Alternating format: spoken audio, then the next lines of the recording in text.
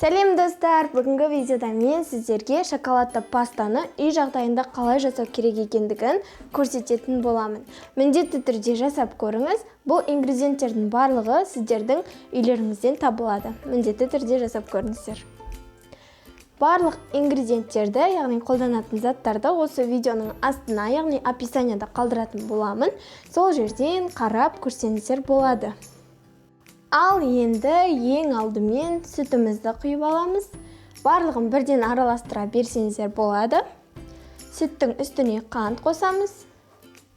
Және какао. Егер де сіздер қатты шоколадны қалайтын болсаңыздар, онда темный какаоны қолдансаңыздар болады. Және де мен мысалы 3 шай қасық қостым. Ал сіздер 5 шай қасық қоссаңыздар болады. Ол кезде дәмі шоколадтікіне ұқсайтын болады.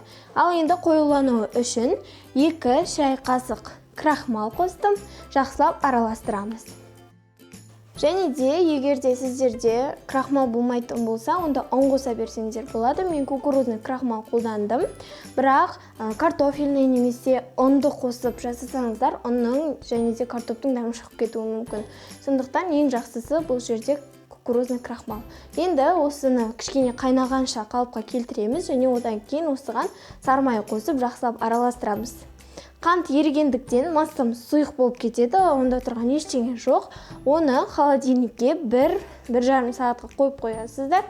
Мен күте алмадым, сондықтан жарты сағаттан кейін алып қойдым. Бұл жерде менде қатты қоюланған жоқ. Енді осыны өздеріңізге ыңғайлы ыдысқа алып аласыздар.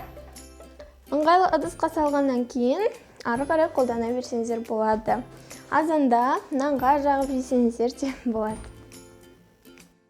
Дәмі өте керемет шықты. Міндетті түрде жасап көріңіздер деп айтқым келеді. Және де менің арнама тіркеліп, осы жазбаға лайк басуды ұмытпаңыздар.